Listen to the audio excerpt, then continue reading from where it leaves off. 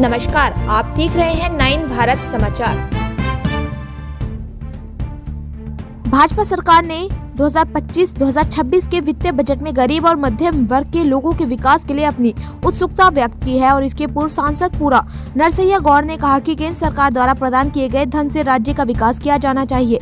पूर्व सांसद नरसैया गौड़ ने वरंगल जिला अध्यक्ष घंटा रवि कुमार और नेता कुसुमा सतीश के साथ वरंगल की अपनी यात्रा के तहत शहर के समारोह हॉल में आयोजित एक संवाददाता सम्मेलन को संबोधित किया। इस अवसर पर बाकम हरिशंकर, एरुकला रघुना रेड्डी, रत्नम, सतीश मार्टिन, लूथर, बायरी, नागराजू और अन्य लोगों ने भाग लिया। గ్రామ స్థాయికి బూత్ స్థాయికి తీసుకెళ్లి ప్రజలతో మమేకం కావాలని మాకు ఇన్స్ట్రక్షన్స్ ఇవ్వడం జరిగింది। దానిలో భాగంగా అదేవిధంగా సూక్ష్మ చిన్న తరహా ఇండస్ట్రీస్ వ్యక్తులతోని సమావేశం రావడం జరిగింది।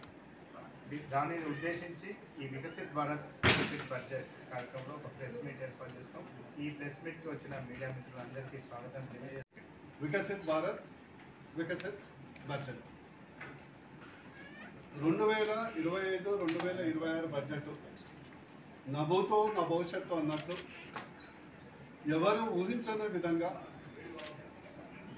మధ్యతరగతికి, పేదలకు, వ్యాపారవేత్తలకు, ఎంఎస్ఎంఈ సెక్టర్కు, రైతులకు, మహిళలకు, నిరుపేదలకు పెద్దపీట వేస్తూ నరేంద్ర మోడీ గారు అద్భుతమైనటువంటి ఒక బడ్జెట్ను ప్రవేశపెట్టడం జరిగింది। క్లుప్తంగా మీకు చెప్పాలంటే ఈ నవరత్నాలు ఇందులో ఉన్నటువంటి ముఖ్య అంశాలు, స్వాతంత్రం వచ్చిన తర్వాత మొదటిసారి 12,70,000 వరకు ఒక్క రూపాయి కూడా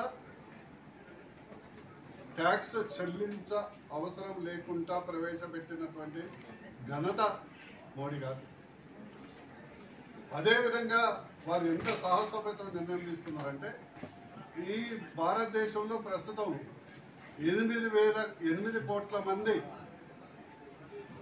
ఇన్కమ్ ట్యాక్స్ రిటర్న్స్ ఫైల్ చేస్తే ఈ యొక్క కొత్త బడ్జెట్ తర్వాత 12 లక్షల వరకు జీరో ట్యాక్స్ బడ్జెట్ తర్వాత 7 కోట్ల మంది ఒక్క పైసా కూడా ట్యాక్స్ చెల్లించాల్సిన అవసరం లేదు। భారత ప్రభుత్వానికి దాదాపు 1,00,00,000 కోట్లు ఆదాయం తగ్గిన మధ్యతరగతికి భరోసాగా మహర్దశకు ఇచ్చే విధంగా ఈరోజు మోడీ గారు బడ్జెట్ ప్రవేశపెట్టారు। అదేవిధంగా సీనియర్ సిటిజన్స్కు ఇన్కమ్ ట్యాక్స్ రిలీఫ్ 50,000 నుంచి 1,00,000 వరకు,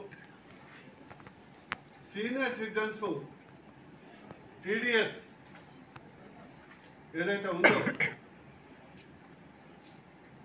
6 లక్షల వరకు ఇంటి అద్దె మీద వారికి రాయితీ కల్పించడం జరగదు। అదేవిధంగా ఈరోజు మోడీ గారు గతంలో ఇన్కమ్ ట్యాక్స్ ఫైలింగ్ 2 ఇయర్స్ వరకు గడువు ఉంటే 4 ఇయర్స్ వరకు పెంచి చాలామంది మధ్యతరగతికి ఈరోజు మహర్దశ కలిగించినటువంటి ఘనత మోడీ గారు। ఇకపోతే రెండో అంశం, రైతులకు ఇప్పటికే మోడీ గారు దాదాపు 11 పథకాల ద్వారా